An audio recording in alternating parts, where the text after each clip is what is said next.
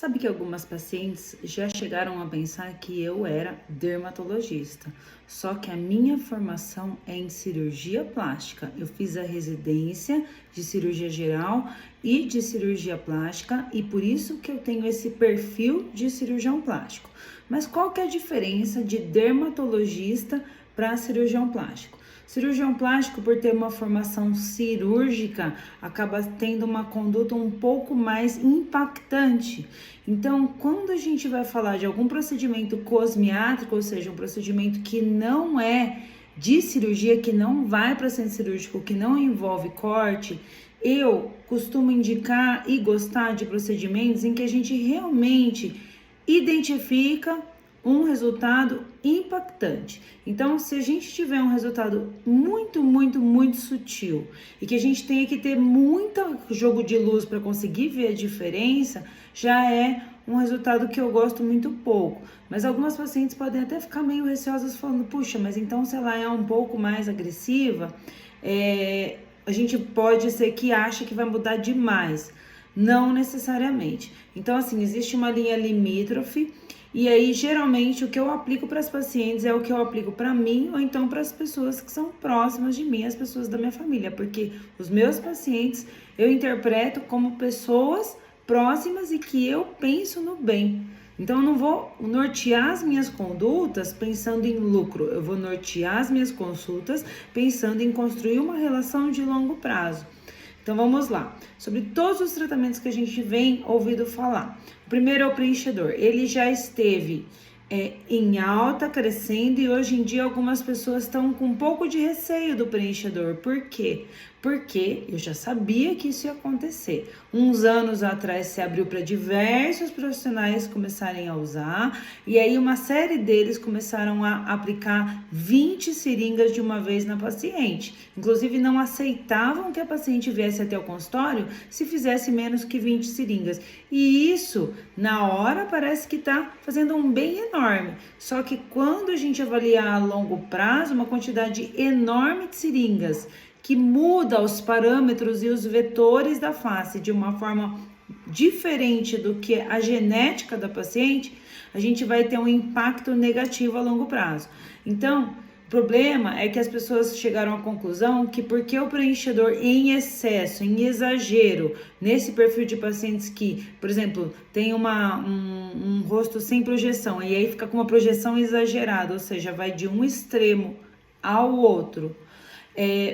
Então, as pacientes que fizeram isso têm um perfil específico, só que as que não queriam isso acabam que se retraíram ainda mais. E assim, esse procedimento, sim, ele tem um papel fundamental no reequilíbrio da face a longo prazo.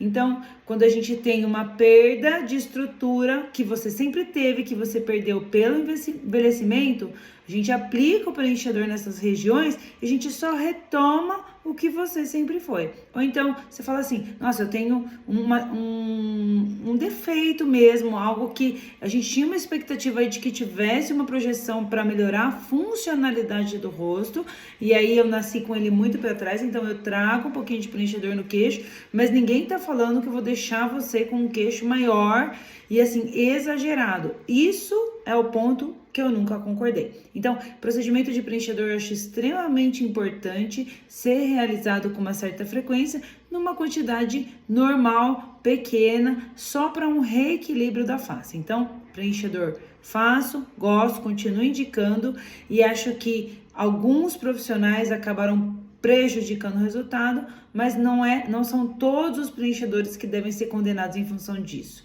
Bioestimulador eu acho interessante, só que eu sei que ele dá esse colágeno que muitas pessoas eu já questionei em vários congressos, será que esse colágeno é só colágeno ou ele é uma cicatriz?